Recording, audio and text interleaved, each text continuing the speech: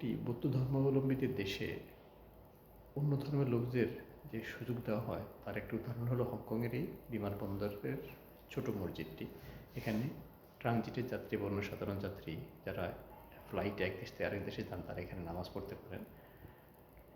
এই উদ্যোগটি নেওয়ার জন্য অবশ্যই হংকং কর্তৃপক্ষ, হংকং বিমানবন্দর কর্তৃপক্ষকে ধন্যবাদ।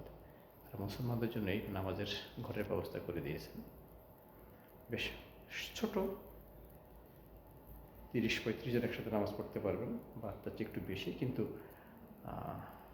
এই যে উদ্যোগটা, যে পরিপাটি সুযোগ সুবিধা আছে, এই জন্য অবশ্যই আমরা ধন্যবাদ দেবো তাদেরকে যারা এই কাজটি করেছে। আর যে মুসলমানরা নামাজ পড়েন তাদেরকেও যেন আল্লাহ আরও বেশি নামাজি করতে পারেন, ইসলামের মধ্যে থাকতে পারেন, আমরা সেই কামনাই করবো। রফিকুল হায়দার ফরহাদ, হংকং আন্তর্জাতিক বিমানবন্দর, হংকং।